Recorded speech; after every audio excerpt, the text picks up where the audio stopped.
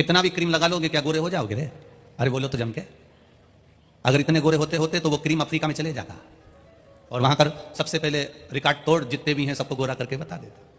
हमें जैसा परमात्मा ने जन्मा है, हमें जैसा परमात्मा ने भेजा है, श्री स्वामी समर्थ जी की वाणी में उन्होंने सबसे पहला शब्द जब ओम का उच्चारण करा और ओम के उच्चारण के बाद स्वामी समर्थ जी ने अपनी वाणी को जब खोला तो खोलते से पहला शब्द उन्होंने कहा था कि मेहनत करो, कर्म करो और अपना परिश्रम करो।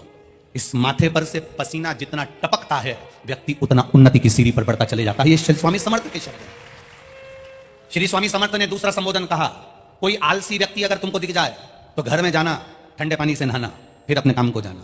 आलसी व्यक्ति का मुख तक मत देखो, क्योंकि आलसी खुद भी कुछ नहीं करता और दूसरे को भी कुछ नहीं करने देता। वो आलसी है जो खुद भी नहीं करेगा और दूसरे को भी नहीं करने देगा। श्री स्वामी समर्थ जी कहते हैं, अगर मान लो कोई आलसी व्यक्ति तुमको दिख जाए, इतना विचित्र संसार है, जरा सा एक गिलास पानी एक बेटा अपनी मां से मांग रहा, कितना आलसी होगा बेटा, सोचिए जरा। मां से कह रहा है, मम्मी आई, अंदर से आए तो पानी ले आना। इतने में आई को तो गुस्सा आ गया, मां को गुस्सा आया, मम्मी को गुस्सा आया और मां ने कह दिया, आके एक जोरदार थप्पड़ दूंगी ना तो सब पानी निकल जाएगा, उठ ले और जा पानी पी ले। इतने में फिर छोरा बोला, मम्मी आई, जब मारने आओ ना तो पानी ले आना। मतलब पानी लेने नहीं जाऊंगा। इतना आलसी कि मारने आओ तो पानी ले आना, पर जाऊंगा नहीं। श्री स्वामी समर्थ जी कहते हैं, अपने मेहनत को प्रबलता में करिएगा। जिसका पसीना भूमि पर टपकता है, जिसका पसीना मेहनत का टपकता है, वो एक दिन उन्नति की सीढ़ी पर चढ़ता चले जाता है, उसको कोई रोकने वाला नहीं होता। ये श्री स्वामी समर्थ कह रहे हैं। श्री स्वामी समर्थ जी ने दूसरा शब्द कहा, कोई आलसी व्यक्ति दिख जाए तो उसकी संगत मत करना। कोई आलसी व्यक्ति दिख जाए तो घर पर जाना, ठंडे पानी से नहाना, फिर अपने काम को जाना। आलसी का मुंह भी देख लो ना तो मालूम पड़े वो खुद आलसी फैलाता फैलाता, अरे करेंगे आराम से कर लेंगे, अभी तो समय बचा है, देखा जाएगा देखा जाएगा देखा जाएगा, करेंगे आराम से करेंगे। शादी ब्याह में, कोई बड़े आयोजन में यही होता है, बस कर लेंगे, अभी तो 4 दिन बचे हैं, अभी कर लेंगे, 5 दिन बचे हैं, अभी तो कर लेंगे, 3 दिन बचे हैं। और मालूम पड़े दरवाजे पर बारात आ गई, दरवाजे पर दूल्हा आ गया। उसके बाद में लोग कर रहे हैं, साहब हलवाई कहाँ है, हलवाई कहाँ, भोजन क्या बनाया, मीठा क्या बनाया, तो हलवाई ढूंढते फिर रहा है, काम करते फिर रहा है, कहीं ये ढूंढते फिर रहा है, कहीं वो ढूंढते फिर रहा है। यहाँ श्री स्वामी समर्थ जी कहते हैं, जिस काम की लगन होती है, जिस कार्य को आपको करना है, अगर कोई शादी का कार्य है, मंडप का कार्य है, ब्याह का कार्य है, जन्म का कार्य है, शादी की सालगिरह का कार्य है, आपके यहाँ जो बड़ा आयोजन कर रहे हो उससे 10 दिन पहले आप पूरी तैयारी कर लीजिए, तो समझ लो आप आलसी नहीं है। मालूम पड़े कर लेंगे, हो रहा है, 4 दिन बाकी है, होगा, करेंगे, धीरे धीरे हो जाएगा, सब हो जाएगा, कर लेंगे, ये आलसी तत्व की निशानी है। श्री स्वामी समर्थ कहते हैं ये आलसीता नहीं होना चाहिए। आलसी का मुख भी मत देखो, मेहनत प्रबल करिए महाराज। बनावट की दुनिया है, बहुत बनावटी जीवन दुनिया के लोग जी रहे हैं, बहुत बनावटी। छत्तीसगढ़ की पावन धरा भिलाई से कहा था, लाखों रुपए के महंगे कपड़े पहनने से किसी के विचार नहीं बदल जाते। अगर लाखों रुपए के महंगे कपड़े पहनने से किसी के विचार बदलते तो शोरूम में जो पुतले 5-5 हजार की शर्ट पहनकर खड़े रहते हैं, सबसे पहले वो पुतलों का व्यवहार बदल जाता। अगर कोई कपड़ों से पहचाना जाए कि अच्छे कपड़े पहन लेंगे तो अच्छे विचार हो जाएंगे। यहां तो रामचरितमानस में कह दिया, ऊंच निवास नीच करतूती देखा ना सकही पराई भभूति। यहां तो रामचरितमानस कहती है, कई कई ऊंचे अवधे पर भी बैठ जाते हैं, बहुत ऊंचे पद पर भी बैठ जाते हैं, बहुत प्रतिष्ठावान भी हो जाते हैं, महंगे कपड़े भी पहन लेते हैं, महंगी गाड़ी में भी घूम लेते हैं, और मालूम पड़े अंदर से विचार शुद्ध ना हो पाए तो वो जीवन किस काम का है? उस जीवन की सलाह खा किस काम? वो कहे कभी प्यासे को पानी लाया नहीं, बाद अमृत बहाने, बाद में अमृत पिला भी दो तो उसका क्या लाभ है महाराज? क्या काम का वो वैभव? माता पिता जिंदा हैं, माता पिता जिंदा है। अब ये देखिए बनावटी जीवन कैसा होता है। जैसे 4 लोग मिलने के लिए आए और हमने बनावटी जीवन जीना चालू कर दिया। हमारी मम्मी बहुत अच्छी हैं, बहुत जोरदार हैं, हमारे पिताजी जोरदार हैं, हम तो इनकी इतनी सेवा करते हैं, इनकी तबीयत खराब हो गई, तुरंत हॉस्पिटल लेकर चले गए। हमने बनावटी जीवन जिया। और जब बनावटी जीवन में हम कुछ बनावट कर दिखाते हैं तो वो कार्य हमारा बिगड़ जाता है। बनावट से दूर रहना, बहुत बनावटी जीवन है महाराज। पहले लोग कचौड़ी समोसा खा लेते हैं, फल छोड़ देते हैं। तुम्हारे यहां जितने मेहमान आए उन मेहमान को देखना, उनके सामने फल काट के रख दो, सेव फल, उनके सामने पपीता काट के रख दो, उनके सामने तरबूजा काट के रख दो, उनके सामने खरबूजा काट के रख दो, उनके सामने केला काट कर रख दो, उनके सामने तुम अंगूर रख दो, और उनके सामने कचौड़ी समोसा पिज्जा बर्गर चाउमीन पानी पतासा ये सब चीज रख दो। तो मेहमान सबसे पहले फल नहीं खाएगा, खाएगा क्या? अरे बोलो जम के बोलो, नहीं खाएगा। कचौड़ी समोसा बर्गर पिज्जा सब खा लेगा। पहले वो फल को त्याग देता है, कचौड़ी समोसा खा लेता है, कचौड़ी समोसा पिज्जा बर्गर आदि का खाया और मालूम पड़े हॉस्पिटल में जाके जमा हो गया, हॉस्पिटल में भर्ती हो गया। अब हॉस्पिटल में भर्ती हुआ, उसको जितने लोग देखने के लिए आए वो साथ में फल की टोकरी लाए।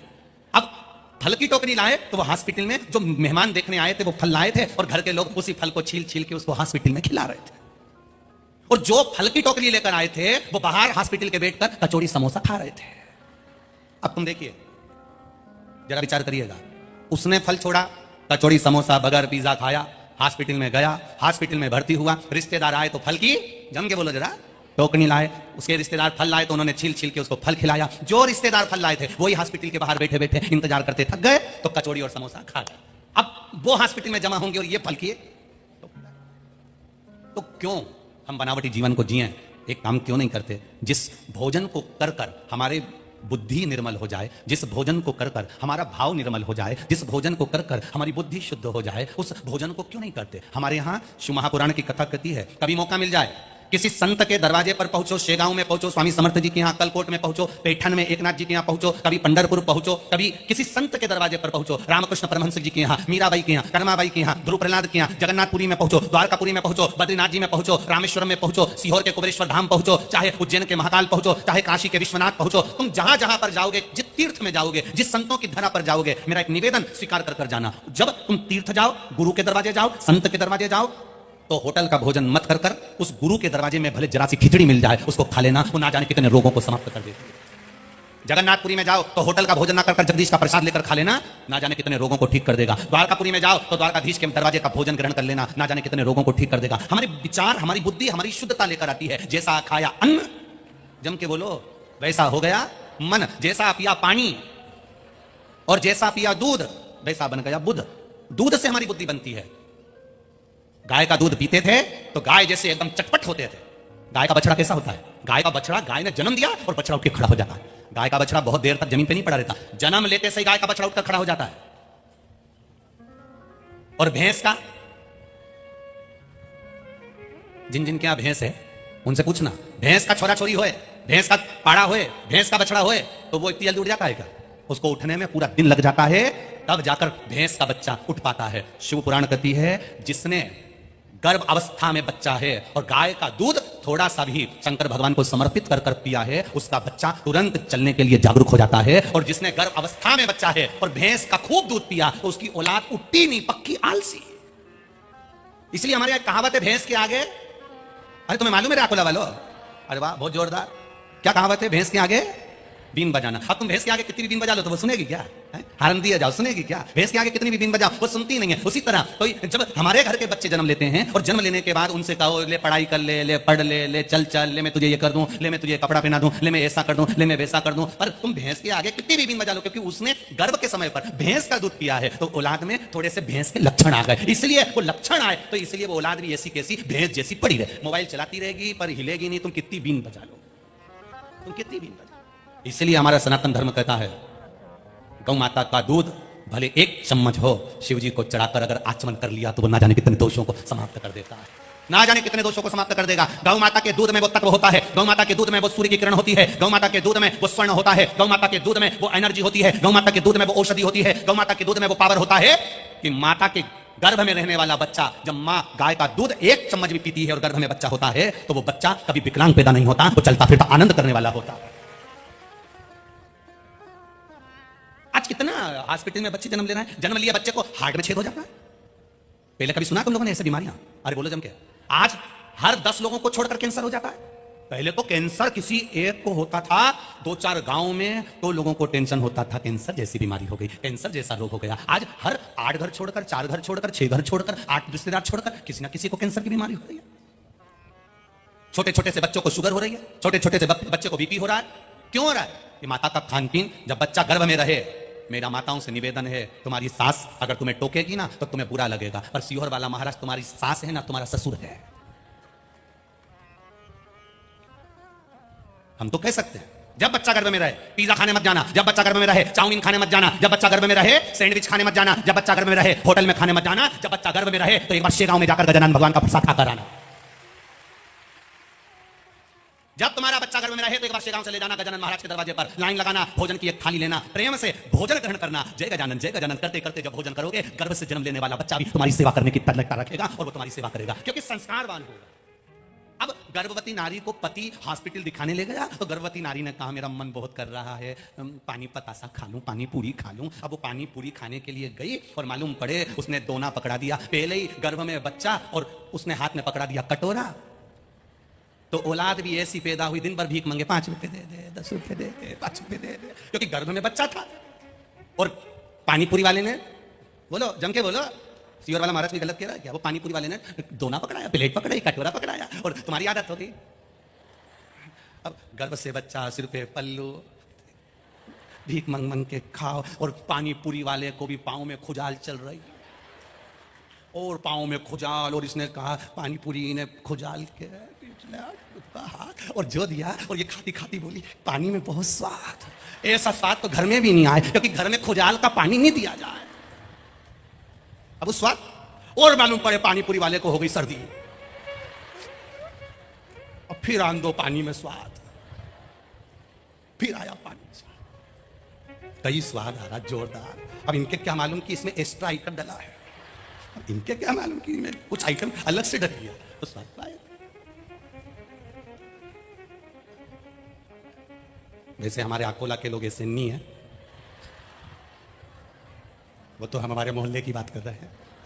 और निवेदन है, गर्भस्थ बच्चा रहे, हमारा संस्कार हमारे बच्चों को हम दें, सब कुछ देना बच्चों को, खूब अच्छी शिक्षा देना बच्चों को, खूब अच्छी पढ़ाई कराना बच्चों को, पर साथ में उनको अच्छा संस्कार देना, अच्छा संस्कार। नवयुवक मेरी माताएं बैठी हुई हैं, नवयुवक बंधु बैठे हुए हैं, बेटियां बैठी हुई हैं, परिवार के लोग बैठे हुए हैं। आप एक नियम बनाना, पति कहे कि चल मैं तुझे गर्भस्थ के समय पर चाउमीन खिला लाऊं, पिज्जा खिला लाऊं, तुम दिल से कहना आज मेरा मन कर रहा है, चलें अक्कलकोट, चलें सेगांव, चलें राजराजेश्वर का दर्शन करने, वहां पर जो भोजन मिलेगा, वहां जो प्रसाद मिलेगा, वो मेरे बच्चे की जिंदगी सवार है, मेरे बच्चे की जीवन सवार। एक जिंदगी को संवारने का क्रम होना चाहिए, ये कहीं से मिलेगा नहीं, आपको संस्कार आपको खुद देना पड़ेगा। बनावट की जिंदगी से दूर हो जाओ, बनावट, सजावट और जम के बोलो जरा, दिखावट, ये जिंदगी से दूर हो गए तो फिर जीवन एक आनंद की ओर चलेगा। दूसरा समय आ गया लोगों का सजावट का, सजा रहे, सजा। अब सजाने को तो लोग मुर्दे को भी सजाते हैं, बोलो सजाते कि नहीं सजाते? उसको भी नहला देते हैं, कपड़े पहना देते हैं, माला पहना देते हैं, चंदन लगा देते हैं, सजावट की जिंदगी जी रहा। आदमी कितना दुखी है ये कोई नहीं समझ सकता। कोई कह दे तुमसे कि मैं तुम्हें दुख से दूर कर दूंगा, तो तुम उसके हाथ जोड़ लेना। शिव महापुराण की कथा कहती है कि संसार में जिसका जन्म हुआ है, पृथ्वी पर जो पैदा हुआ है, उसके साथ दुख चलकर आया। बहुत सारे संसार में लोग मिलेंगे जो तुमसे कहेंगे मैं ऐसी भभूति फेंकूंगा कि तेरा दुख मिट जाएगा, ऐसा हाथ घुमाऊंगा कि सोने के हंडे निकल जाएंगे। ऐसा महाराज मिले तो हमको भी बता देना, तो हमें भी सोने के 2-4 हंडे मिल जाएंगे, फिर ये मेहनत नहीं करना पड़ेगी।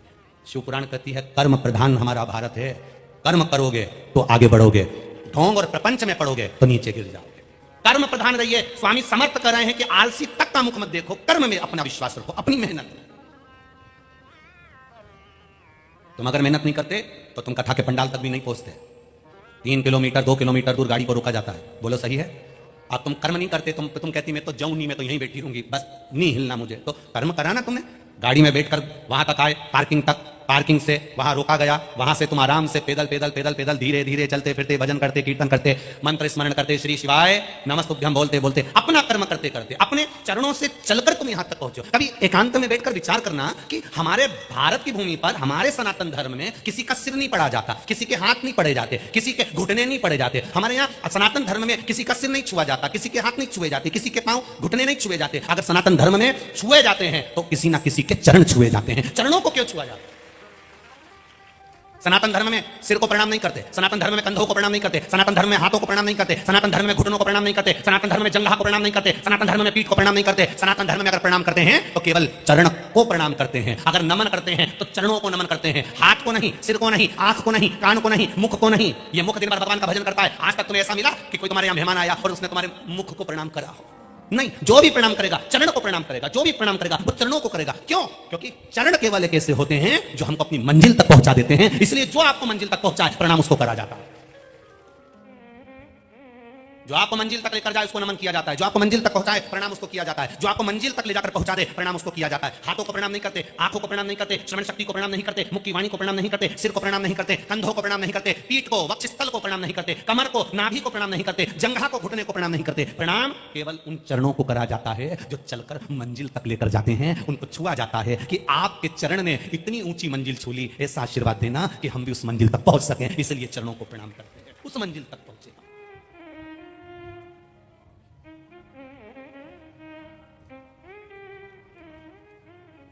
महाराज, जब मंजिल को पहुंचाने वाले चरणों को हम नमन करते हैं तो हमें सुख का अनुभव होता है, आनंद का अनुभव होता है। सजावट की जिंदगी से दूर हो जाओ। बहुत सजावट की जिंदगी देखी है। कई माताएं हमारे पास में फोटो लेकर आती हैं और फोटो लेकर आकर कहती हैं, गुरुजी लड़के के लिए लड़की देखकर आई हूं, देखो कैसी लग रही है। हम 8 लोग गए थे गुरुजी, इतनी बढ़िया छोरी है, इतनी बढ़िया लड़की है। हम 8 लोग 4 घंटे बैठे गुरुजी, उसके मुंह से शब्द नहीं निकला, इतनी जोरदार लड़की है, आप देखकर बताओ कैसी है। बिल्कुल नहीं बोली गुरुजी, वो 4 घंटे में एक शब्द नहीं निकला, इतनी बढ़िया है। हमने भी कह दिया अभी नहीं बोली, जब वो बोलेगी तो तू भी डोलेगी। अभी काहे को बोलेगी, वो उसको शादी करना। सजावट में कुछ भी हो सकता है, हम सजा तो किसी को भी देते हैं। पर महाराज, तीसरा क्रम है दिखावट। यह दिखावा व्यक्ति को बहुत नीचे गिरा देता है, बहुत नीचे। ऐसा दिखावा किसी काम का मत करना कि जिसमें तुम्हारी जिंदगी नर्क हो जाए।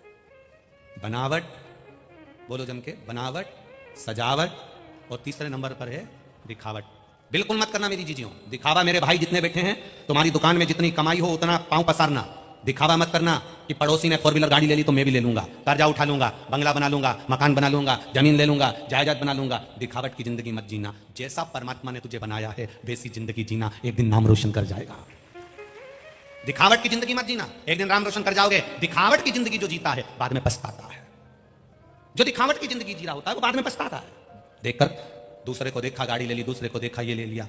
टीवी पर सीरियल में, नाटक में, फिल्म में लड़का लड़की को, हीरो हीरोइन को देखा तो उनके जैसे कपड़े ले लिए, उनके जैसा मोबाइल ले लिया, उनके जैसा लैपटॉप ले लिया, उनके जैसा हैंडसेट ले लिया, उनके जैसा हार ले लिया, उनके जैसे कुंडल ले लिए। निवेदन है, हीरो हीरोइन को देखकर आप कपड़े ले लेते हो, हीरो हीरोइन को देखकर, नाटक वालों को देखकर, सीरियल वालों को देखकर तुम अपना पहनावा बना लेते हो, तो भारत में श्री स्वामी समर्थ जैसे, श्री गजानंद महाराज जैसे, प्रहलाद और ध्रुव जैसे भी भक्त हुए हैं। उनको देखकर अपनी जिंदगी क्यों नहीं जी लेते? उनको देखकर भी तो भगवत भजन कर सकते हो, उनको देखकर भी तो नाम स्मरण कर सकते हो, उनको देखकर भी तो मंत्र जाप कर सकते हो। बनावट, सजावट और दिखावट से जिस दिन हम प्रेरित हो गए, जिस दिन हम छूट गए, कितना कितना दिखावा संसार में भरा हुआ है। जो दिखता है वैसा होता ही नहीं है। कितना भरा, आप जैसे हो वैसे क्यों नहीं रहते? परम पूज्य राम कथा के रसिक आदरणीय प्रेम भूषण जी एक बात कहते हैं, हम राम जी के हैं और राम जी हमारे हैं। हम जैसे हैं वैसे हम परमात्मा के रहे, उसमें कोई बदलाव मत लाना, कोई बदलाव नहीं। करे बनावट दुनिया करे जितनी करे, सजावट करे दुनिया जितनी करे, और दिखावट करे दुनिया जितनी करे। जो रसगुल्ला खाकर शादी में जाते हैं, जब छोरा छोरी के तलाक की बात आती है या घर में परिवार में विवाद होता है, जितने लोग रसगुल्ला खाकर गए हैं वो एक भी तुम्हारे बुरे समय में खड़ा नहीं होता है।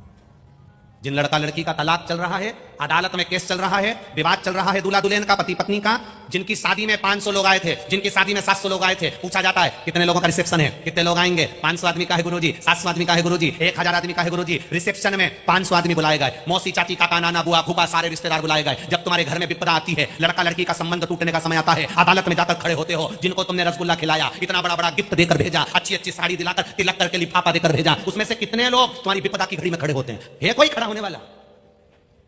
जिनको लिफाफा देकर भेजा, जिनको गिफ्ट देकर भेजा, जिनको रसगुल्ला देकर भेजा, 400 रुपए की प्लेट का खाना खिलाकर भेजा, 700 रुपए की प्लेट का खाना खिलाकर भेजा, नाश्ता 300 रुपए का खिलाकर भेजा, चाय कॉफी पिलाकर भेजा, एक वेटर नौकर लगा रहा, खूब बड़ा रिसोर्ट करा, शादी में करोड़ों का खर्चा करा। जब लड़का लड़की का संबंध बेकार होता है, आपस में विवाद होता है, अदालत में बात पहुंचती है, जितने लोग खाकर गए हैं वो सब जब संबंध बिगड़ता है तब अपने अपने घर में बैठकर कहते हैं अच्छा है, होने दो, ऐसा ही होने दो, ऐसा ही होने दो। खूब उछक रहे थे, खूब हराम खा रहा था, अब मिली शेर पे सवा शेर, लोग ऐसा कोसते हैं। तो उससे अच्छा है, बड़ा रिसोर्ट करने से अच्छा है 500 रुपए की प्लेट का भोजन कराने से अच्छा है 500 रिश्तेदार बुलाने से अच्छा है शेगांव में जाकर गजानन बाबा को रिश्तेदार बनाकर उसके सामने विवाह कर दो। किसी मंदिर में पहुंचकर भगवान के सामने विवाह करो। जब भगवान के सामने भामर पड़ेगी, भगवान के सामने संबंध होगा। ये बड़े बड़े रिसोर्टों में बड़ा बड़ा पैसा जो जाता है, ये धीरे धीरे जब कंट्रोल होने लगेगा। गरीब आदमी शादी करने में डरता है, क्योंकि एक अच्छे कुल के लड़के की जब शादी होती है, लड़की की शादी होती है, 10 तरह का मीठा बनता है, 25 तरह का नमकीन बनता है, सारी तरह की स्टॉल लगते हैं। खाते कितना हो? एक व्यक्ति कितना खाएगा? जरा सा लेगा प्लेट में खाएगा फेंकेगा, जरा सा लेगा चखेगा फेंकेगा, जरा सा लेगा प्लेट में फेंकेगा। उस बाप से पूछो जिस बाप ने 1-1 रुपया जोड़कर बैंक में जमा कर अपनी बेटी की शादी करी होती है, उसको मालूम होता है एक प्लेट की कीमत क्या होती है। विचार करिए, ये बनावट की, दिखावट की, सजावट की जिंदगी से दूर क्यों नहीं हो रहे हम? कितने दिखावट में पड़े, कितने। आज हमको बहुत अच्छा लगा, यहां सुबह 8 बजे से 11 बजे तक जो कथा चल रही है, हमको सीखने को मिला है इस कथा से। क्या सीखने को मिला है? हम जो चीज सीखते हैं सबके सामने बता देते हैं। हमें यह सीखने को मिला कि दुनिया के लोग कहते हैं कि सियोर वाला महाराज पैसा लेता है, तो उनके लिए एक सबसे सुंदर बात हो गई, तुम्हारा जो पैसा लगता है इन टेंटों में लगता है, इन लाइटों में लगता है, इन सारी चीजों में लगता है। अब आपसे हमने ये सीख लिया, जब सुबह 8 बजे से 11 बजे तक कथा हो सकती है, तो शाम को 5-6 बजे जब सूरज ढलने लगे तभी भी तो कथा हो सकती है, तो टेंट की जरूरत ही नहीं पड़ेगी। फिर क्या जरूरत? किसी चीज की जरूरत नहीं पड़ेगी। आसमान खुला, मंच खुला, और उस मंच पर, व्यासपीठ पर केवल शिव के ऊपर एक छोटी सी छाया, बाकी के जहां बैठो तहां बैठकर कथा का आनंद लो, अपना सुख ग्रहण करो और अपने जीवन को आनंद पाओ। सीखने को मिला, ये सीख है हमारे लिए कि सब कुछ हो सकता है। लोगों ने कहा था सुबह 8 बजे अकोला में चिड़िया उड़ेगी। अकोला से 10 किलोमीटर दूर कथा, अकोला वाले नहीं उठते, 7-8 बजे तक तो दुकान खुलती, 9-10 बजे अकोला वालों की, तो कौन आएगा कथा में? ये कल कथा में 9 लाख से ऊपर लोग थे, 9 लाख से ज्यादा, और आज भी पूरे पंडाल भरे पड़े हुए हैं, यहां से लेके वहां तक सब भरा।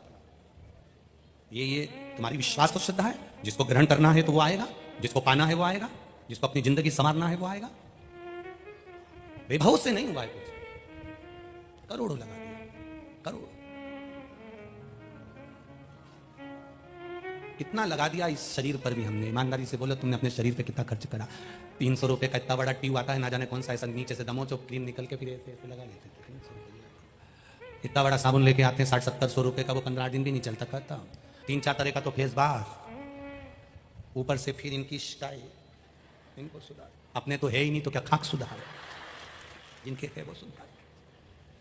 फिर धीरे धीरे नेल पॉलिश भी ऐसी नई नई डिजाइन की, पहले इधर से लाल लगा लो, आधी में नीली लगा लो, फिर उसमें सफेद ऐसे ऐसे कर दो, तब दूसरे, और उनमें भी 3 बार फूंक मारो। कहाँ की जिंदगी है? हम तो कई लोगों से कहते हैं जितना समय तुम दर्पण के सामने निकालते हो ना, उसमें से आधा समय भी भोलेनाथ जी के पास निकाल लो, जिंदगी संवर जाएगी, संवर गई जिंदगी। जितना दर्पण के सामने खड़े हो, जितनी देर तुम दर्पण के सामने अपना जीवन निकालते हो, दर्पण के सामने आप 5 मिनट खड़े हो, श्रृंगार कर रहे हो, 5 मिनट में से 2.5 मिनट आप भोलेनाथ को दे दो, बस वो उतना। और ये श्रृंगार और श्रृंगार में अंतर देख लेना। क्रीम की चमक 6 महीने, 8 महीने, 4 महीने, 2 दिन, 15 दिन रहती है। अच्छे कदम की चमक मरते दम तक रहती है, मरते दम, वो चमक खत्म नहीं होती।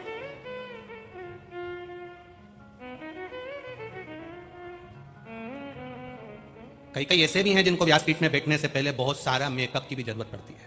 कई लोग इस पे भी बैठते हैं तो उससे पहले पार्लर वाले भी आके उनका डेंटिंग करें, तब वो फिर व्यासपीठ पे पहुंचे, फिर स्टाइल में खूब जोरदार कथा।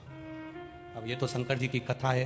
शंकर जी की कथा ऐसी होती है कि कहीं पे भी शंकर जी जैसे बैठे हैं, एक माँ एक जीजी शंकर जी का भी श्रृंगार करके गई, चंदन लगाया, बेलपत्र लगाई, फूल लगाई, इतनी देर में दूसरी आ गई ले ढोल के वो चली गई। अब यहां तो शिव जी की कथा कर रही है, सरल सहज, कितने सरल। कभी भी कोई आएगा और पानी ढोलकर चले जाएगा, कभी भी कोई आएगा 1 लोटा जल चढ़ा के चले जाएगा। तो यही तो शिव पुराण कर रही है, कभी भी यमराज आएगा उठाकर ले जाएगा, तुम कितने भी सच बैठ जाओ। शिव कथा कर रही है, वो तैयार करी, श्रृंगार करी, सजाई, उसके बाद कोई आई, सिर पे पल्लू लिया, श्री शिवाय नमस्तुभ्यम, और ये बैठी देखती रह गई, उसका मुंडा देख रही। वो भी के अभी तैयार करा भगवान का, अभी श्रृंगार करा, तो वो जो खड़ी थी वो भी कम नहीं थी, रुपट्टा बांध के आई थी। अभी तूने श्रृंगार कराया ना, अब मैंने निलाया, अब मैं श्रृंगार कर दूंगी, तू हट। और वो भी सजा धजा के जैसे ही बस बाहर निकली, इतने में छोटा सा बच्चा आ गया, फिर उंडेल दिया। समय नहीं शिव के जल का, भजन का कोई समय नहीं होता, भगवान को रिझाने का कोई समय नहीं होता, शंकर भगवान के मंदिर जाने का कोई समय नहीं होता, शिव को रिझाने का कोई समय नहीं होता। उसी तरह मौत का भी कोई समय नहीं होता, कभी भी आ जाती है, किसी भी पल, किसी भी घड़ी, किसी भी क्षण आ जाती है। आप दिखावट की जिंदगी से दूर क्यों नहीं होते? अरे जैसे हो ना वैसे रहो, जैसे हो वैसे रहो, को मस्त जिंदगी जियोगे।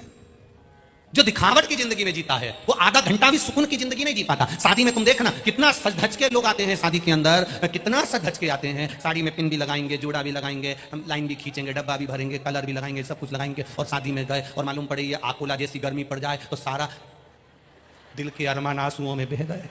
सब करे काजल भी ऐसा फैला कि है आंख का पूरा फैला, क्या मतलब?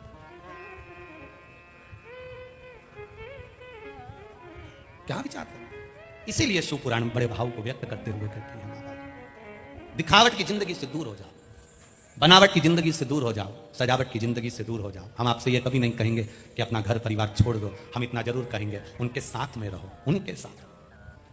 पहाड़ पर बैठकर कोई भी तप कर सकता है, पहाड़ पर बैठकर कोई भी संत बन सकता है, गंगा यमुना सरयू कावेरी मंदाकिनी के तट पर बैठकर कोई भी तप कर सकता है।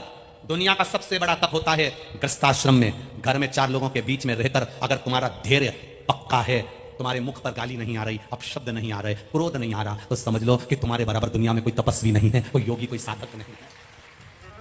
पर्वत पे बैठकर तो कोई भी तप कर सकता है, पहाड़ पे बैठकर तो कोई भी भजन कर सकता है। तुम्हें अकेले बिठा दो भजन में तो तुम बैठ जाओगे तप करने के लिए, गंगा के घाट पर, भूमि पर, पृथ्वी पर, कहीं आकाश में, जहां तुम्हारी मर्जी पड़े, पर्वत के ऊपर, जहां तुम्हें बिठाया जाएगा अकेले बैठकर तप कर लोगे। सबसे बड़ा तप होता है घर में, माँ रह रही है, पिताजी रह रहे हैं, भाई रह रहा है, बहन रह रही है, भाभी रह रही है, रिश्तेदार रह रहे हैं, परिवार रह रहा है, और उन परिवार के साथ रहकर भी तुम्हारे चेहरे पर स्माइल है, तुम्हारे चेहरे पर प्रसन्नता है, क्रोध नहीं, अपशब्द नहीं, गाली नहीं, ताने नहीं, आड़े तेरे शब्द नहीं। जरा सा क्रोध आया, जरा सा टेंशन आया, जरा सा डिप्रेशन आया और तुम्हारे मुख से कुछ ना कुछ निकलने लगा तो तुम्हारा जीवन बेकार है। सबसे बड़ा तप, सबसे बड़ी साधना, सबसे बड़ा आश्रम गृहस्थाश्रम होता है। घर में रहकर अगर आप हमेशा स्माइल देते रहते हो तो समझ लो कि आपको ढूंढने परमात्मा को नहीं जाना, परमात्मा आपको ढूंढने के लिए आएगा। आप घर में रहकर इतने प्रसन्न क्यों नहीं रह पाते, इतने खुश क्यों नहीं रह पाते? आपकी प्रसन्नता कहां जा रही है? आपकी स्माइल कहां जा रही है? हम बस बनावट में, सजावट में, दिखावट के चक्कर में इतने डूब गए कि हमारे चेहरे की स्माइल चली गई। आज का व्यक्ति केवल मोबाइल में जब सेल्फी लेता है तब मुस्कुराता है, बाकी के समय तो रोता ही रहता है। जब सेल्फी लेगा तब मुस्कुराएगा, बाकी के समय तो उससे पूछो तो पूरी जिंदगी रोते रोते निकल रही है, बस सेल्फी में मुस्कुरा रहा। जो सेल्फी में मुस्कुराना जानता है ना, वो सही ढंग में भी मुस्कुरा सकता है। अगर अपनी जिंदगी को सही जीना सीख ले तो मुस्कुरा सकता है। जो जिंदगी भर रोता है, शिव महापुराण की कथा कहती है, भगवान शंकर पार्वती जी से कह रहे हैं, सुनो पार्वती, जो हमेशा रोना रोता रहता है, मेरी दुकान नहीं चल रही, मेरा घर में ये हो गया, परिवार में ये हो गया, बेटे को ये हो गया, बेटी को ये हो गया, जो जिंदगी भर रोता रहता है, भगवान शंकर पार्वती जी से कहते हैं दिन भर में सरस्वती एक बार मुख से निकलती है। जो दिन भर रोता है, किसी ना किसी चीज के लिए रोता ही रहता है, वो पूरी जिंदगी रोते रोते ही निकालता है। जो दुख आने पर भी कह दे कि परमात्मा है, भोलेनाथ जी बैठे हैं, मुझे टेंशन नहीं है, तो वो अपनी जिंदगी को खुश होकर जी लेता है, फिर उसको दुख नहीं झेलता, फिर उसको दुख नहीं। कितना एक भील की कथा आती है शिव पुराण के अंतर्गत। एक भक्त भील था जिसका नाम था चंड, चंड भील। जंगल में रहता था, वन में रहता था,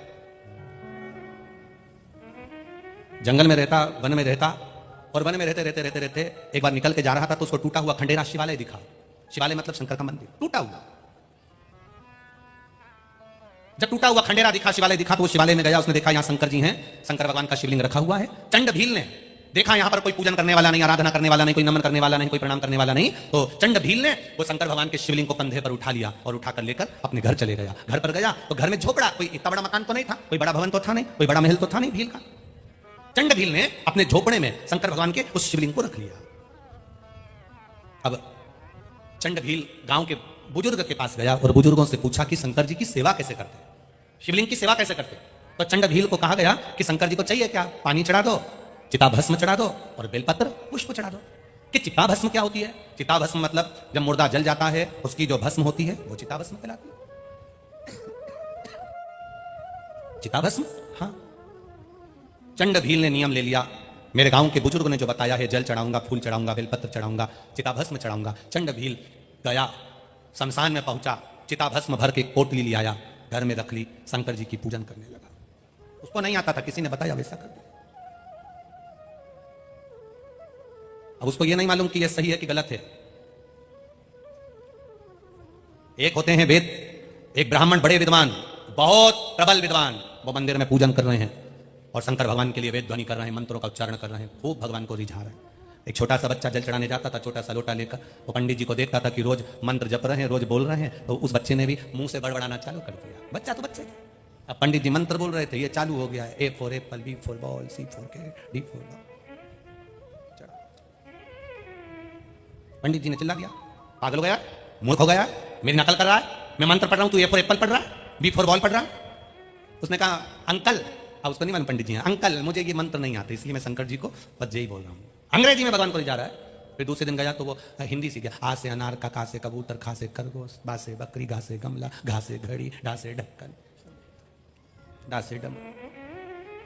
फिर पंडित जी को गुस्सा आया, अरे पागल हो गया, ये काका काका क्यों क्यों पढ़ रहा है? आप वेद मंत्र पढ़ रहे हैं, मुझे नहीं आता, मुझे मंत्र नहीं आता। ये आ से लेकर अंगा तक के बीच में भगवान शंकर खुद मंत्र बना लेना, खुद पढ़ लेना, हमको तो केवल इतना ही आता है। उसी समय ब्राह्मण देवता मंत्र पढ़ते रहे पर शिव प्रकट नहीं हुआ। वो छोटा सा बच्चा जिसे कुछ नहीं आता, जो दिल का निर्मल था, साफ था, तुरंत शिव जी वहां प्रकट हो जाते हैं, क्योंकि भगवान दिल देखता है, मन देखता है, हृदय देखता है। निर्मल मन सो मोहि भावा, मोहि छल छिद्र कपट ना। भगवान मन देख रहा है, निर्मल भाव देख रहा है, निर्मल भाव की शुद्धता देख रहा है, श्रेष्ठ चित्त देख रहा है। चिताभस्म चढ़ाई चंड भील ने, भगवान का रोज श्रृंगार करता, रोज बेलपत्र चढ़ाता, फूल चढ़ाता, समय बीता गया बीता गया बीता गया, चिताभस्म खत्म हो गई, गया दूसरी चिताभस्म ले आया, फिर चढ़ाई, सालों निकलते चले गए, सालों। एक बार चिताभस्म ढूंढने के लिए गया पर चिताभस्म मिली नहीं, कहीं पर भी चिताभस्म नहीं मिली। 11 दिन हो गए, इसने सही से भोजन नहीं करा, पानी नहीं पिया। पत्नी ने पूछ लिया, भील की पत्नी भीलनी ने पूछा, स्वामी स्वामी। भील ने कहा, क्या बात है? आप सही से भोजन नहीं कर रहे हो, पानी नहीं पी रहे हो, तुम घर में भी नहीं रह रहे हो, कहां घूमते रह रहे हो? पत्नी के मुख से निकल गया, चिताभस्म खत्म हो गई, ढूंढने के लिए जा रहा हूं पर कोई मुर्दा जला हुआ मिलता नहीं, तो चिताभस्म कहां से लाऊं, कहां से लाऊं मैं चिताभस्म? धर्म पत्नी बड़ी संस्कारी थी। धर्म पत्नी ने कहा, स्वामी एक काम क्यों नहीं करते, अगर चिताभस्म नहीं मिल रही तो मैं आज नहीं तो कल मरूंगी ना, आग में जलूंगी ना, भस्म तैयार होगी ना, उससे अच्छा है मैं भस्म तैयार कर देती हूं, अभी जलकर भस्म हो जाती हूं। पति ने कहा, मूर्ख हो, जैसी बात मत करो, पागल हो गई हो जो ऐसी बात करती हो, पागल हो गई हो जो ऐसी बात कर रही हो कि तुम जलकर चिताभस्म दे दोगी? ना ना ना ना, ऐसा नहीं करिएगा स्वामी, आपके चरणों की दासी हूं, ये जीवन मिला है, शंकर जी को समर्पित हो जाए, इससे ज्यादा कुछ नहीं चाहिए। आप मेरा निवेदन स्वीकार करिए, शंकर भगवान के शिवलिंग को झोपड़े में से ले जाकर पीपल के वृक्ष के नीचे रख दो, पीपल के पत्ते के ऊपर पीपल के वृक्ष के नीचे शिवलिंग रख दो, मैं इस झोपड़े में आग लगाऊंगी, जल जाऊंगी। इतना बड़ा झोपड़ा जब जलेगा तो भस्म ही भस्म इकट्ठी हो जाएगी, ये भस्म सालों तक चलेगी। पत्नी ने पति से कहा, पति ने भील ने, चंड भील ने अपनी पत्नी को समझाया, ऐसा मत कर, मान जा, मैं भस्म और ढूंढने जाता हूं। और पति चिताभस्म ढूंढने के लिए जो गया, धर्म पत्नी ने झोपड़े में आग लगा ली और अपने शरीर को जला दिया। चंड भील की पत्नी ने अपने शरीर को जला दिया, चिताभस्म तैयार। पति आया, देखा मेरी पत्नी जलकर भस्म हो गई, अपना शरीर उसने शिव के लिए दे दिया। भस्म उठाई, शंकर जी को पीपल के वृक्ष के नीचे शिवलिंग पर चढ़ाई। उसका नियम था भील का, चंड भील का नियम था कि वो शंकर जी के शिवलिंग के सामने थोड़ी देर भजन गाकर नाच लेता था। आज अकेला बस भस्म चढ़ाकर उठकर नाचने ही वाला था। उसके मन में आया कि आज तक मैं जब से शंकर जी को लेकर आया हूं अकेला नहीं नाचा, मेरी अर्धांगिनी साथ में नाचती थी, मेरी पत्नी साथ में नाचा करती थी, शिव जी का भजन किया करती थी। आज अकेला भजन कर रहा हूं, नाच रहा हूं। उठकर हाथ उठाए थे हर हर महादेव कहने के लिए, इतनी देर में पीछे से धर्म पत्नी ने आवाज लगा दी, हर हर। जो धर्म पत्नी ने आवाज लगाई, चंड भील को लगा ये तो मेरी अर्धांगिनी की आवाज है, ये तो मेरी पत्नी की आवाज है। जो उसने पलट कर देखा, अपनी आंखों को हिलाकर देखा, ये तो मेरी पत्नी लग रही है, पर वो तो मर गई थी, चिताभस्म मिली थी, तो ये कैसे जीवित हो गई? जो नेत्रों पर हाथ लगाया, पास में धर्म पत्नी खड़ी थी। चंड भील ने अपनी पत्नी से पूछा, क्यों तुम तो जलकर भस्म हो गई थी, यहां कैसे खड़े हो? पत्नी ने कहा, जलकर भस्म हो गई थी, पर आपने मेरी भस्म जब शिव को चढ़ाई है ना, शंकर भगवान ने मुझे पुनः जन्म दे दिया है, पुनः प्रकट कर दिया।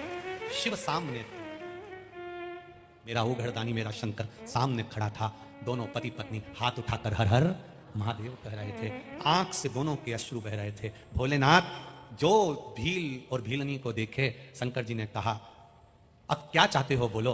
भील और भीलनी कहते हैं आपके कैलाश में रहना चाहते हैं। शंकर जी ने नंदी को खड़ा करा, भील भीलनी को नंदी पर बिठाया। भोलेनाथ जी ने नंदी का डोरी रस्सी को पकड़ा, लेकर मेरे महादेव कैलाश के लिए चल दिए। ये निर्मल भक्ति है, निर्मल मन सो मोहि। भगवान कभी नहीं कहेंगे आपसे कि आप सोना दो कि चांदी दो कि हीरा दो कि पन्ना दो, भगवान शंकर कभी नहीं कहते कि मुझे इतना दो, भगवान शंकर कभी नहीं कहते कि मुझे 2 किलो दूध चढ़ाओ, भगवान शंकर कभी नहीं कहते कि मुझे 5 किलो घी चढ़ाओ, भगवान शंकर कभी नहीं कहते कि मुझे इतना सारा चंदन लगाओ। शंकर भगवान कहते हैं निर्मल मन से मेरे पास आना, तेरे पास कुछ भी नहीं है, मेरी बेलपत्री जो चढ़ी है उसे उठाकर धोकर वापस चढ़ा देना। मेरे पास कुछ भी नहीं है, तेरे पास कुछ भी नहीं है, अगर शिवलिंग पर बेलपत्र भी नहीं है तो शिवलिंग का मात्र 3 उंगली से स्पर्श कर लेना, और हाथ में चंदन भी नहीं है तो उंगली फेर कर चंदन का भान कर लेना। मैं उस चंदन को स्वीकार कर लेता हूं, मैं उस बेलपत्र को स्वीकार कर लेता हूं। कुछ भी नहीं, मेरे मंदिर के सामने से जाना, मुस्कुराकर चले जाना, मैं तुझे प्रसन्न कर देता हूं। शिवलिंग का, शिवालय का शिखर का दर्शन हो जाए, बस उसका दर्शन कर लेना, मैं उन्नति की सीढ़ी पर शिखर जैसा बढ़ा देता हूं। तू क्यों चिंता करता है? चिंतन कर मेरा, मैं तेरे साथ हर पल चलता हूं, हर पल।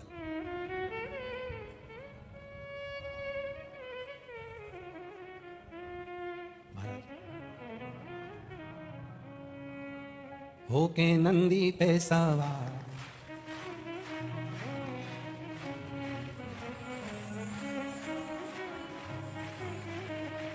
बड़े भाव से आनंद के साथ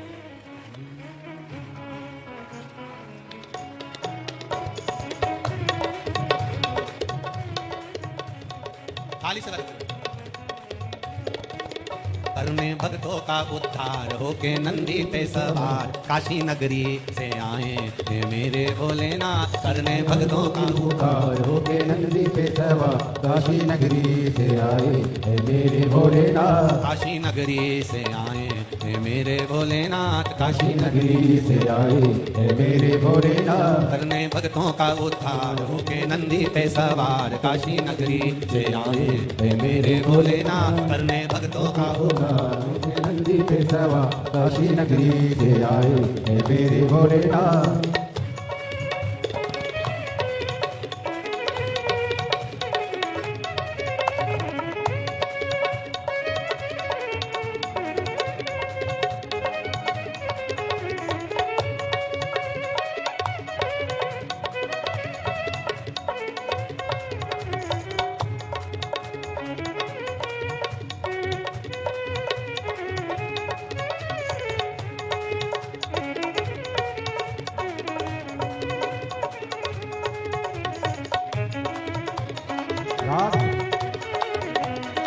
हरि बोल।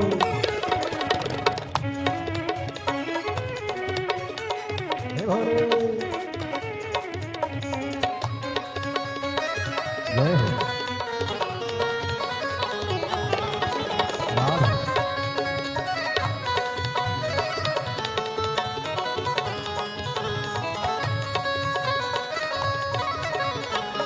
राधे,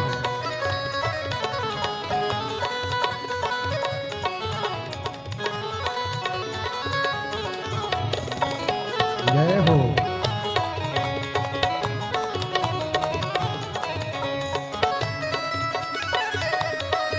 हरि बोल। जय हो। जय हो रे।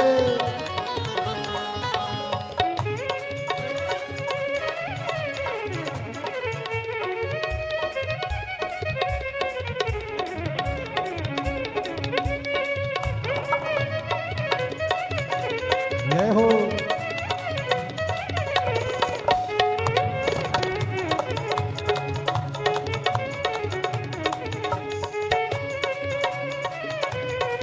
हरि बोल।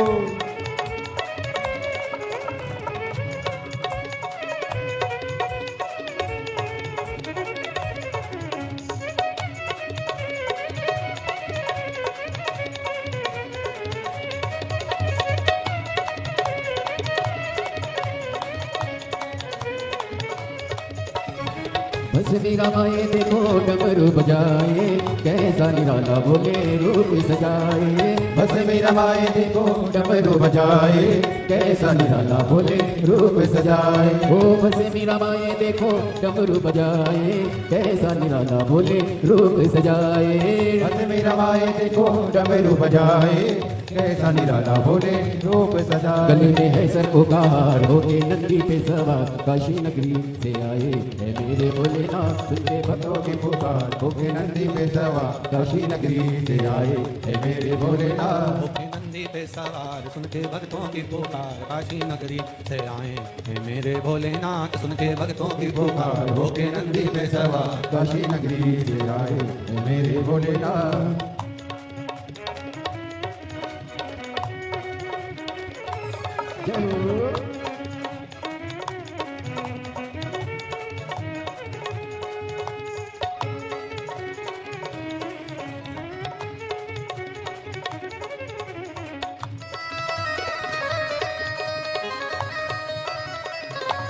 भोले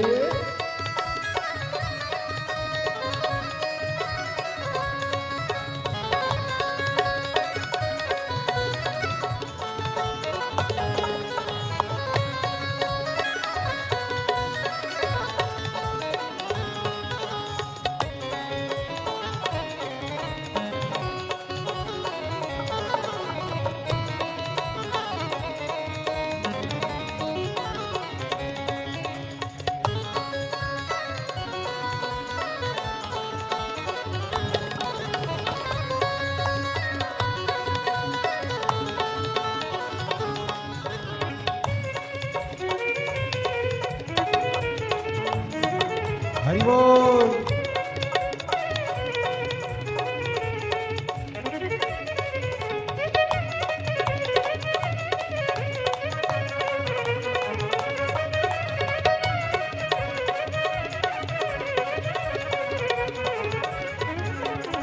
मृगशाला पहने भोले जटाओं में गंगा जब चमचमकता है महादेव चंदा मृगशाला पहने भोले जटाओं में गंगा चम चमचमकता है महादेव चंदा।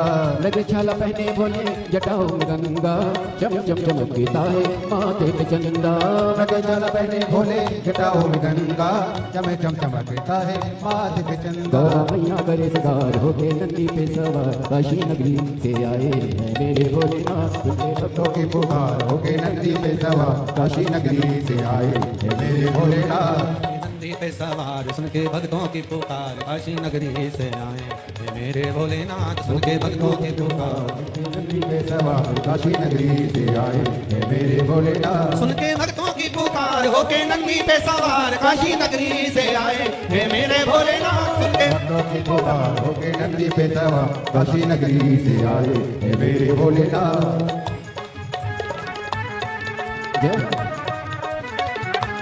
राधे हरि बोल भोले राधे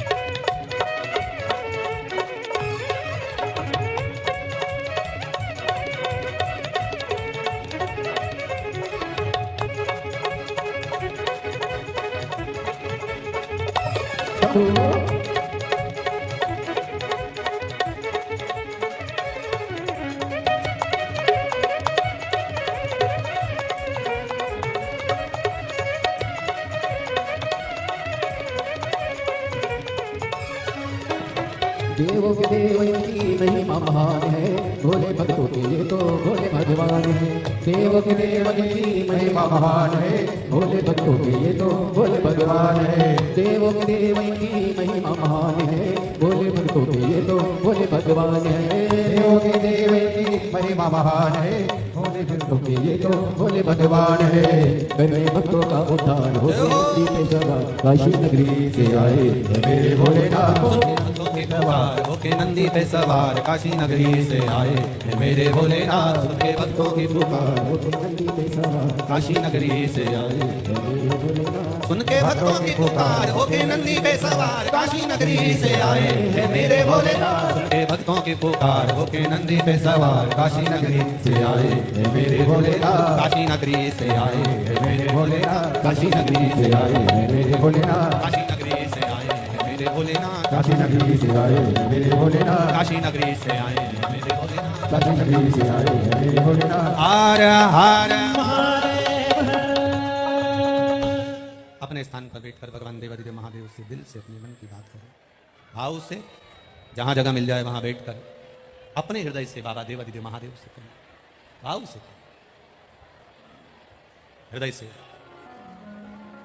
भगवान शिव से दिल से कहिए। आज कथा का चतुर्थ दिवस है। जो दिल से बाबा से प्रार्थना करता है, बाबा भाव से सुनते हैं। जहां जगह मिले वहां बैठकर भाव से करें।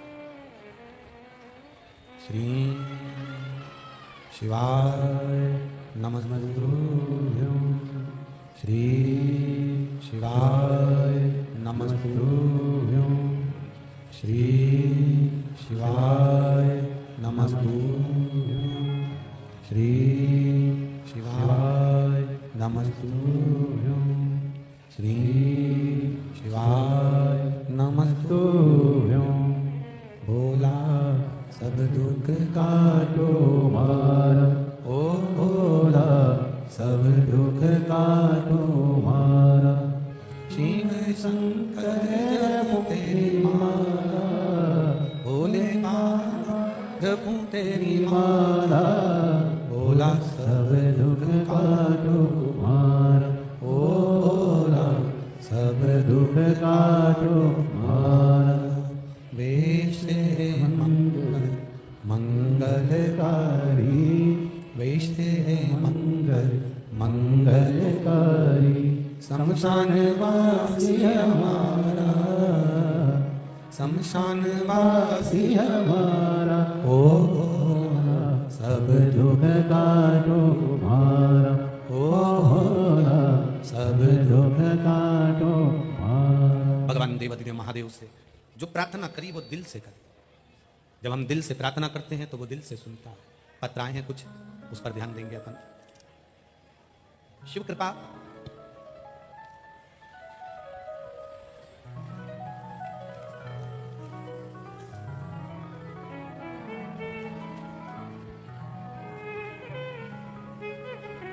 सो मेघा पवन बिरला, रहीवासी मालेगांव, जिला वाशिम से है। कहीं बैठे हो तो हाथ हिलाइएगा। सो मेघा पवन बिरला, रहवासी मालेगांव, जिला वाशिम से है। कहीं बैठे हो तो हाथ हिलाइएगा, जहां कहीं भी बैठे हो। बाबा की कृपा से 10 वर्ष से संतान नहीं थी। शादी को 10 साल हो गए थे। डॉक्टरों के हिसाब से हमारे यहाँ संतान का सुख मना कर दिया गया था। पर एक रिश्तेदार हमारे आए और उन्होंने कहा, 1 लोटा शिव जी को जल का चढ़ाओ, सफेद आंकड़े की जड़ वाला प्रयोग करो। गुरुदेव, बाबा की कृपा किसको कहते हैं? 10 वर्ष तक सारे डॉक्टरों को दिखाया, सबका इलाज करवाया, पर कोई फायदा नहीं हुआ। अंत में जब हार कर बैठ गए, तब किसी ने पशुपति व्रत के बारे में, सफेद आंकड़े की जड़ के बारे में और 1 लोटे जल के बारे में बताया। वो करना प्रारंभ करा। शिव मंदिर चली जाती थी, लोग टोक दिया करते थे, जब 10 साल भगवान ने नहीं दिया तो अब क्या देगा।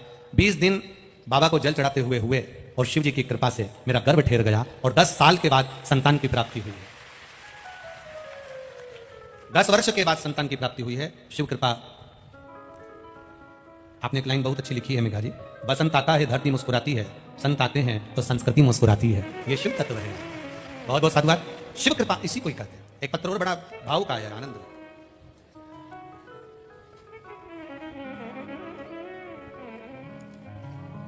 मेरा नाम राधिका रवि मिश्रा है। मैं नागपुर की निवासी हूं। कहीं बैठी हो तो हाथ हिलाइएगा। राधिका रवि मिश्रा, मैं नागपुर की निवासी हूं। गुरुदेव, 1 साल पहले ससुर जी को ट्यूमर हो गया था। पानी पेट में भर गया, आहार नली में ट्यूमर हो गया। बड़े तकलीफ में आ गए। 4 डॉक्टरों को बताया, मुंबई तक लेकर गए, नागपुर के भी हॉस्पिटल में सब कुछ दिखाया, पर कोई आराम नहीं। अंत में 1 लोटा जल और 1 बेलपत्र का नियम बनाया। सीहोर गए, रुद्राक्ष लेकर आए। उस रुद्राक्ष को पानी में गलाते, शिव जी को चढ़ाते और वो पानी का आचमन कराना प्रारंभ करा। जिन डॉक्टरों ने केवल 2 महीने का समय हमारे ससुर जी को दिया था कि ये 2 महीने रह पाएंगे, हमारी सास ने मेहनत कर कर रुद्राक्ष का जल देकर, चढ़ा हुआ जल पिलाकर, 1 बेलपत्र खिलाकर आज हमारे ससुर 1 साल हो रहा है, पूर्ण तरह से स्वस्थ हैं और ट्यूमर भी ठीक हो गया है। हम बाबा को प्रणाम करने के लिए आए। कहीं बैठे हो तो हाथ हिला सकते हैं। श्री शिवाय नमस्तुभ्यं।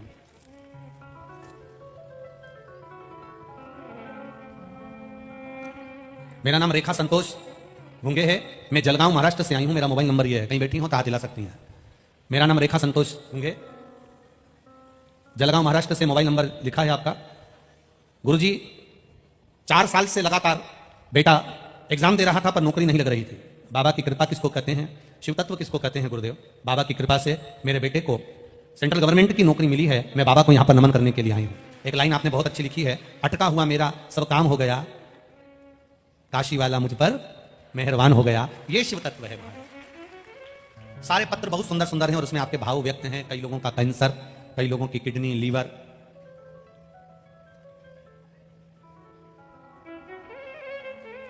ऐसे कई पत्र आपके यहां आप लोगों ने भेजे हैं। कोई लिखकर भेजा है, गुरुजी हम 1 नंबर गेट के पास बैठे हैं और बाबा को केवल प्रणाम करने के लिए आए हैं, जिन्होंने हमें गर्भाशय में जो कैंसर था उस कैंसर से मुक्त कर दिया है। हम शिव को नमन करने के लिए आए हैं। ये शिव तत्व है जो दिल से, भाव से, आनंद से। मेरा नाम सुरेखा प्रमोद सूर्यवंशी है। मैं भुसावल महाराष्ट्र से आई हूं। मेरा मोबाइल नंबर, 2 मोबाइल नंबर इन्होंने लिखे हैं। कहीं बैठी हो तो हाथ हिला सकती हैं। मेरा नाम सुरेखा प्रमोद सूर्यवंशी है। हम भुसावल महाराष्ट्र से आए हैं। मेरा फोन नंबर ये है। गुरुदेव, 1 लोटा जल का क्या महत्व है, हम क्या वर्णन करें। आप लोग इस पत्र को टीवी पर भी पढ़ा करो। हम तो पढ़ते ही हैं, पर आप लोग भी प्रयास करा करो। जो एलईडियां लगी हुई हैं या आस्था चैनल पर कथा चल रही है, मोबाइल पर चल रही है, पत्र को पढ़ा करो साथ में। और मेरा चैनल वालों से भी निवेदन, उस पत्र को आप पढ़ाया करो। लोगों को कम से कम उस पत्र का ज्ञान तो हो, नाम भी पढ़ाया हो। जितने भी लोग एलईडी के सामने बैठे हैं वो एलईडी के सामने पढ़े, जो आस्था चैनल पर बैठे हैं आस्था चैनल पर। मेरा नाम सुरेखा प्रमोद सूर्यवंशी है। मैं भुसावल महाराष्ट्र से आई हूं। मेरा फोन नंबर ये है। 2 फोन नंबर उन्होंने दिए हैं। गुरुदेव, 1 लोटे जल की महिमा का क्या वर्णन करूं। एक दिन मेरे पेट में जोरों से दर्द हो गया। हम डॉक्टर के पास गए तो डॉक्टर ने कहा कि पहले सोनोग्राफी करा लो। हमने सोनोग्राफी करवा ली तो पता चला कि कैंसर पेट में फैल रहा है। हम बहुत टेंशन में आ गए। हम वैसे ही घर लौट गए। मैं घर जाकर बहुत रोई थी। उसके बाद हमने ब्लड टेस्ट कराया। टेस्ट कराने के लिए हम ब्लड मुंबई भेजा गया तो पता चला कि बच्चेदानी में कैंसर फैल गया है और वो कैंसर बहुत ज्यादा मात्रा में फैला है। 1 लोटे जल और बेलपत्र का क्या वर्णन करूं गुरुदेव। मेरे रोज सुबह 5 बजे शिव जी के मंदिर जाती और रोज शिवलिंग पर जल चढ़ाती, बेलपत्र चढ़ाती और उस बेलपत्र को मंदिर में ही शंकर को देखते देखते खा लेती। मेरा विश्वास टूटे ना, मैं बाबा से बस प्रार्थना करती रहती। गुरुदेव, इस बार हमने फिर वापस जांच कराने की मन में ठानी। आप कहते हो 3 महीने में बाबा सुनता है। हमने डॉक्टर से कहा, वापस सिटी स्कैन करवाई और वापस सिटी स्कैन करवाया और फिर ब्लड वापस मुंबई के लिए जांच के लिए भेजा गया। सिटी स्कैन और मुंबई के लिए जांच के लिए भेजा गया। जब रिपोर्ट मुंबई से वापस बनकर आई तो सारी रिपोर्ट नॉर्मल थी और कैंसर समाप्त हो गया था। यह शिव तत्व है जिसको आप लोग, हमारा निवेदन है, पत्र को पढ़ा करो। टीवी पर भी पत्र दिखाया जाता है, उसको पढ़ो। उसमें लिखा, एक लाइन दीदी ने लिखी है कि मुंबई के डॉक्टर और हमारे यहाँ के डॉक्टर दोनों हैरान पड़े हुए हैं कि ये रिपोर्ट नॉर्मल कैसे आ गई जिसमें कैंसर पूरे पेट में फैला हुआ था। ये शिव तत्व है। ओ घड़ी, आपका विश्वास दृढ़ होना चाहिए। आप जाओ मेरे देवादिदेव महादेव के शिवालय में, लोग आपसे कहेंगे, हंसेंगे, आप शब्द बोलेंगे, ताना देंगे, आड़ा टेढ़ा कहेंगे, लोग आपको मंदिर जाने से रोकेंगे। पर मेरा निवेदन इस व्यासपीठ से श्री स्वामी समर्थ शिव महापुराण की कथा से यही निवेदन करना चाहूंगा। आपके घर का एक एक बच्चा, एक एक व्यक्ति अगर रोज शिव जी के मंदिर में अगर 1 लोटा जल चढ़ा रहा है तो अकाल मृत्यु मेरा बाबा नहीं मार सकता। वो हाथ पकड़ कर रखे। आप करो उससे करो।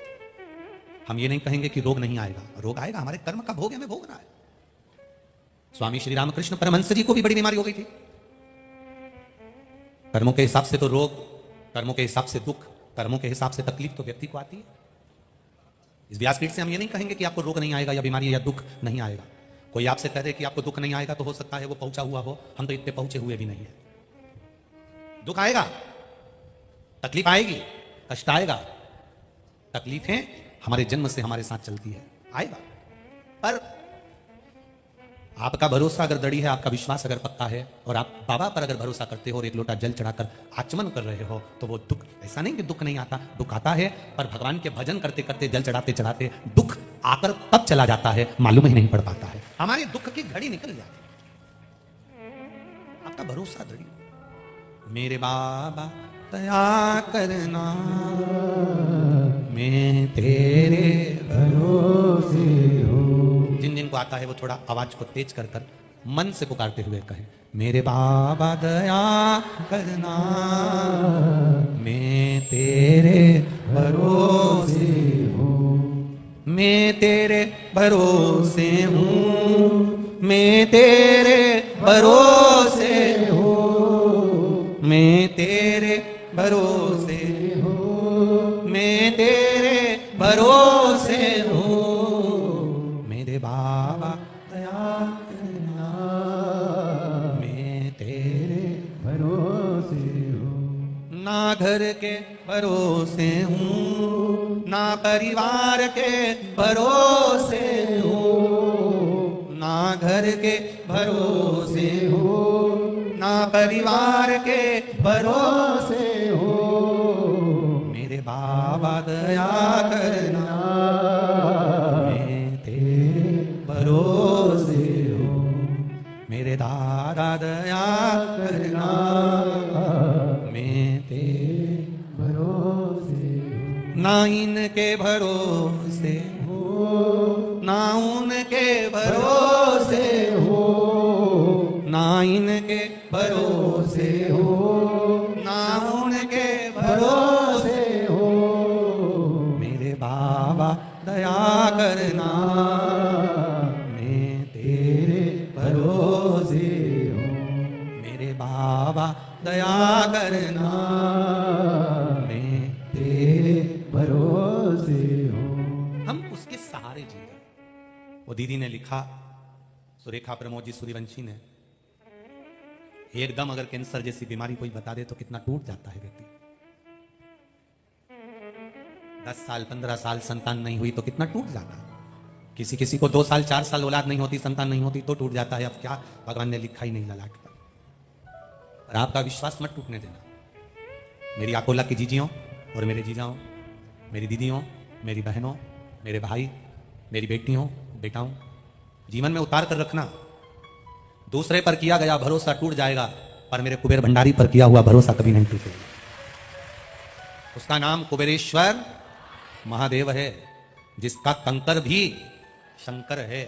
वहां का एक रुद्राक्ष उस भूमि पर कंकर शंकर की जगह पर खड़े होकर हाथ फैलाकर जो रुद्राक्ष लिया जाता है वो किसी अमृत से कम नहीं होता, सारी औषधियों का रूप होता है, सारी औषधियों का रूप। कई लोग कहते हैं गुरुजी हम लोग बार बार फोन लगाते हैं, बार बार मैसेज करते हैं, कब मिलेगा कब। जल्दी आपको सूचना 2-4-8 दिन में बाबा दे देगा और प्रयास करेगा कि प्राप्त हो। हम पर कहेंगे इस ऐसी ही व्यासपीठ से आपको सूचना दे देंगे, आप चिंता ना करें, मिलेगी।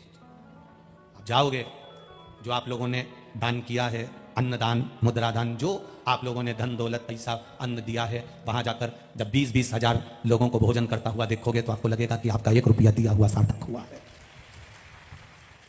आप जाओगे, अभी कोई धर्मशाला, हाँ आपको एक सूचना देना थी, वो दे दें। आकोला नगर में शेगांव वाले बाबा की कृपा से, गजानन महाराज की कृपा से जो 251 कमरों की धर्मशाला बन रही थी, जितने नाम आना थे, बाबा की कृपा से पूरे नाम शेगांव वाले बाबा ने पूरे कर दिए हैं। जिन नामों को आना था 251 कमरे के, बाबा की कृपा से वो नाम पूरे आ गए हैं। एक बार शेगांव वाले बाबा को साधुवाद। हर हर महादेव। कल से कमरों के नाम की घोषणा नहीं होगी, क्योंकि बाबा ने 251 कमरों के नाम आज पूरे करवा दिए हैं और बाबा की कृपा से वो धर्मशाला का काम चालू हो गया। बाबा की कृपा से धर्मशाला की भूमि पूजन हो गई है। एक जो गौशाला छोटी बनी हुई थी, कुबेरेश्वर धाम में आप लोग गए होंगे तो वहाँ एक छोटी गौशाला बनी हुई थी जिसमें थोड़ी गायों को रख सकते थे। कुबेरेश्वर धाम समिति ने एक थोड़ी बड़ी जगह लेकर 1000, 2000, 5000 गाय को रखने की बड़ी गौशाला का निर्माण प्रारंभ कर दिया। उसका भूमि पूजन यहाँ से जाने के बाद किया जाएगा और बड़ी गौशाला का निर्माण आप सभी के सहयोग से, जो आप लोग दे रहे हैं, कर रहे हैं, उससे एक बड़ी गौशाला जिसमें 2000, 5000 गाय आराम से विचरण कर सके, उनको बांधा ना जाए, आराम से पानी पी सके, आराम से चारा खा सकें, ऐसी गौ माता के लिए वो निर्माण भी शीघ्र प्रारंभ किया जा रहा है। और आप लोग जो गाँव में निर्माल्य विसर्जन की गाड़ी चला रहे हैं, हफ्ते में एक बार मंदिरों से निर्माल्य लेना, घरों से निर्माल्य लेना, अपनी नदियों को शुद्ध रखना, पवित्र रखना, नदियों में कचरा ना जाए, निर्माल्य ना जाए, और वो निर्माल्य एक जमीन पर ले जाकर डालकर वहां खाद बनाना, उस खाद को पेड़ पौधों में डालना, ये जो कार्य आप लोगों ने चालू करे हैं। सभी निर्माल्य विसर्जन के जो रथ चला रहे हैं उनके चरणों को नमन करता हूं, प्रणाम करता हूं, दंडवत करता हूं। आपका विश्वास दृढ़ बने, आपका भरोसा दृढ़ बने। प्रत्येक शिव मंदिरों में, भारत की भूमि नहीं, नेपाल तक के शिव मंदिरों में, मंदिरों की दीवार पर, दरवाजों पर, गेटों पर जो आप लोगों ने श्री शिवाय नमस्तुभ्यम लिखा है और 1 लोटा जल सारी समस्या का हल, जो प्रत्येक मंदिर में आप लोगों ने बैनर लगाए हैं, हर मंदिर में छोटे छोटे बैनर आप लोगों ने जो लगाए हैं, बाबा आप सबकी मुरादें पूर्ण करें और लोगों को आप प्रेरणा दें, यही बाबा से प्रार्थना। प्रत्येक मंदिर में श्री शिवाय नमस्तुभ्यम है लिखा है, लोगों ने बैनर लगा दिए, पोस्टर लगा दिए, सारी समस्या का हल 1 लोटा जल, ये प्रेरणा आप दे रहे हो। ये कैंसर जैसे रोग को मिटाने के लिए सियोर वाला महाराज नहीं गया, ना कोई बूटी दी, ना कोई औषधि दी, आपका विश्वास, आपकी दृढ़ता। और यहां ढेरों पत्र रखे हैं, ढेरों पत्र, अपार पत्र रखे हैं। हम हर जगह निवेदन करते हैं इन पत्रों को जब आप फ्री रहो और आपको अगर पढ़ना हो तो इनको पढ़ो, इसमें आपका विश्वास मिलेगा कि 1 लोटा जल और 1 बेलपत्र का लाभ क्या है। आपके घर घर का बच्चा शिवालय तक जाए, मंदिर तक जाए, जल चढ़ाए, आपका साथ छूट भी जाए तो महादेव का साथ उसके साथ बना रहे, ये शिव तत्व। हमारे पास देने के लिए आपको बहुत सारी बूटियां नहीं है, कोई बहुत सारा सामान हमारे पास में नहीं कि हम तुमको कुछ दे दे। हाँ, कुबेरेश्वर धाम का एक रुद्राक्ष जरूर है, वो आपको जीवन में जब दुख की घड़ी सामने आए तो वो रुद्राक्ष शंकर का एक स्वरूप बनकर आपके साथ कदम से कदम मिलाकर चल सकता है। जो शिव ने दिया कोई उसको कोई दूसरा लेकर नहीं आया है, शंकर का है, शंकर ने अपने अश्रु से दिया है। एक एक शिव महापुराण की कथा जो आप श्रवण करते हो टीवी के माध्यम से, दिल से सुनते हो, वो दिल से देता है। यहां मेरा विश्वास कहता है इतने लोग कथा सुनने आए हो, आपको कोई जबरदस्ती लेकर नहीं आया होगा, कोई जबरदस्ती लेकर। एक पत्र यहां किसी बहन ने लिखा है, हम उसके लिए क्षमा चाहते हैं जिन्होंने ये पत्र दिया है कि यहां कुछ लोग हम बैठ जाते हैं तो उठा देते हैं और कहते हैं तुम्हें बुलाया थोड़ी ना था, तुम्हारे यहां चावल देने थोड़ी ना आए थे जो तुम यहां कथा सुनने आ गए। मैं क्षमा चाहता हूं जीजियों। यहां आई हुई सारी महिलाओं की तरफ से यह पत्र है, हम टीवी पर पढ़ाएं अच्छा नहीं लगेगा। 500 किलोमीटर दूरी से गुरुदेव कथा सुनने के लिए 4 तारीख से आए हैं। एक जगह बैठते हैं, लोग हमको धक्का मारकर निकाल देते हैं, कहते हैं तुमने क्या VIP कार्ड लिया है जो यहां बैठे हो। हम कहते हैं हम कथा सुनने आए हैं, तो वो कहते हैं तुम्हें निमंत्रण देने थोड़ी ना गए थे, निकल कर बाहर चले जाओ। एक निवेदन करना चाहूंगा दीदियों, आपको निमंत्रण आपको छाती ठोक कर कहना चाहिए कि तुम देने वाले कोई नहीं होते, निमंत्रण देने वाला तो कुबेर भंडारी होता है, वो देता है। और मेरे आकोला नगर की बहनों ने जो करा है उसके लिए मुझे गौरवान्वितता महसूस हो रही है। आकोला नगर के खेड़े के गांव के लोग कथा सुनने आ रहे हैं तो साथ में भोजन का टिफिन बांधकर लाते हैं और जहां बैठते हैं वहां 4 लोगों को भोजन कराकर चले जाते हैं। खेड़े की माताओं को दंडवत प्रणाम करता हूं, आपके विश्वास को नमन करता हूं मेरी जीजियों, मेरी बेटियों, धन्य हैं आप। एक बार मुझसे कहा था कि 2 पानी की बोतल लेकर चलो, आप 3 पानी की बोतल 3 किलोमीटर दूर तक पैदल पार्किंग से लेकर यहाँ तक आते हो कि जिसके पास बैठेंगे उसको 2 पानी पिला देंगे। मेरा दंडवत प्रणाम है मेरी जीजियों, आपको नमन करता हूँ, आपके विश्वास को नमन करता हूँ, आपको बहुत बहुत साधुवाद देता हूँ। कल हमारे कार्यकर्ता बता रहे थे गुरुजी कोई माँ घर से चने बनाकर ले आई, जितने लोग पास में बैठे थे सबको मुट्ठा भर भर कर देती गई। बच्चे ऐसे खुश हुए, उनके चेहरे पर रौनक बनी हुई थी गुरुदेव। ये दिल का, कोई पानी की बोतल बांट रहा है, कोई शरबत बांट रहा है, कोई भंडारे चला रहा है, कोई भोजन करा रहा है, कोई दिल से आप लोगों को टेंट की छांव कर दिया, कोई अपनी दुकान में जगह दे दिया, कोई टैंकर के नीचे जगह दे दिया। पुलिस के कर्मी जिनका पुलिस का टेंट लगा है उन्होंने अपने टेंट में लोगों को बिठा दिया। कहीं किसी ना किसी रूप में लोग आपको ऐसा सहयोग कर रहे हैं, आपको दंडवत ऐसा प्रणाम साधुवाद। आकोला नगर की मैं आदरणीय दुबे परिवार को, आदरणीय चौरसिया परिवार को धन्यवाद देना चाहूंगा कि ऐसे भक्तों का दर्शन आपने हमको कराया। साधुवाद है आपको, नमनता है आपको, धन्यवाद। भाव से सुनो कथा, बहुत दूर दूर से आए हो साहब, 400 300 500 किलोमीटर दूर से आए हो। आकोला के नगर के शहर के सेठों ने अपना खजाना खोला, पानी की बोतल ले लेकर आकर खोके में भर भर कर बांट रहे हैं। धन्यवाद आपकी साधुता, फिर नहीं मिलने वाला। आज 4 दिन हो गए, 3 दिन बचे, 3 दिन के बाद कौन इस जमीन पर आकर बैठने वाला है? कौन बैठेगा? कौन कहेगा आपसे कि जेब में टॉफी भर कर ले चलो? जहां बैठेंगे ना पास में सबको एक एक टॉफी बांट देंगे। अपन पानी नहीं पिला सकते, मुंह तो मीठा करा सकते हैं, उतने में भी सुख मिल जाए, उसमें भी एक आनंद के मिले। ये विश्वास दृढ़ हो आपका, दृढ़ विश्वास, भरोसा पक्का रखिए। और जितना विश्वास दृढ़ होगा, जितना भरोसा दृढ़ होगा, उतना परमात्मा को पाओगे आप। कोई आपको कह दे यहां बैठ जाओ, वहां बैठ जाओ, उठ जाओ, उठ जाओ, कोई दिक्कत नहीं है, कोई तकलीफ नहीं। कोई धक्का मार दिया, कोई बात नहीं, हमने उसके दरवाजे का धक्का खाया है, दुनिया के धक्के नहीं खाने देगा वो, ये विश्वास मानकर जाएंगे। आप आओ, उसके भरोसे पर आना। शंकर के मंदिर में जाना तो उसके भरोसे पर जाना। सियोर वाले महाराज पर भरोसा मत करना, विश्वास मत करना, क्योंकि जैसे तुम हो वैसे हम हैं। आप भी मानव की देह है, ये भी मानव की देह है। मनुष्य का शरीर है, गलती हो सकती है, हम कोई भगवान नहीं है, ये गलती ना होगी। पर उस पर भरोसा करना जिस पर हम करके बैठे हैं, उस पर दृढ़ होकर चलना जिस पर हम बैठे हैं। एक लोटा जल घर के एक एक बच्चे बच्चे को मंदिर तक जाना सिखा दो। कभी मौका मिल जाए, किसी मंदिर के द्वार पर श्री शिवाय नमस्तुभ्यम कहीं एक छोटा सा भाव अंकित करा दो। कोई को दुख आए, रो रहा है, उसके पास जाकर कह दो कि शंकर के मंदिर चले जाए, एक लोटा जल चढ़ा के, एक बेलपत्री, हॉस्पिटल में कुछ नहीं तो उसके पलंग पर हिला के रख दे, समझ लेना महादेव पलंग पर आकर बैठ गया है। शिव पुराण आपको कुछ नहीं देती, केवल विश्वास के सिवा भरोसा दृढ़ करती है, आपका विल पावर मजबूत करती है। और क्या दे सकते हैं इसके सिवा? क्या दे? तेरा तुझको हर क्या लागे मेरा स्वामी, क्या लागे मेरा तेरा तुझको समर्पण, प्रभु का प्रभु को समर्पण। हमारा है क्या संसार में जो लाए हो वो परमात्मा का है। एक दिन सब छोड़कर चले जाना है, मृत्यु लोग खाली हो जाना है, सब पड़ा रह जाना। जिस मकान में तुम रहते हो, जिस जमीन पर तुम रहते हो, ये जमीन पहले किसी दूसरे की थी, पहले मकान दूसरे का था। तुम्हारे दादा परदादा मकान में रहते थे, वो चले गए, उनके बेटों को मिला, वो चले गए, उनके बेटों को मिला, वो चले गए, तो तुम कौन सा पट्टा लिखा कर लाए हो जो तुम्हारा रह जाएगा? वो भी चले जाओगे, मकान वहीं की वहीं रह जाएगा, जमीन वहीं की वहीं रह जाएगी। आए गए, किराए का मकान है, खाली करना है, नहीं करोगे नोटिस आ जाएगा, खाली करना पड़ेगा। ब्रह्म में जी रहे हैं। शिव महापुराण की कथा कर रही है, भगवान देवादिदेव महादेव का चरित्र कह रहा है। नम्रता से सुख की अनुभूति हो सकती है। कुआं, माता, पिता, गुरु, परमात्मा, इनके आगे जितने झुकोगे उतने प्राप्त कर लोगे।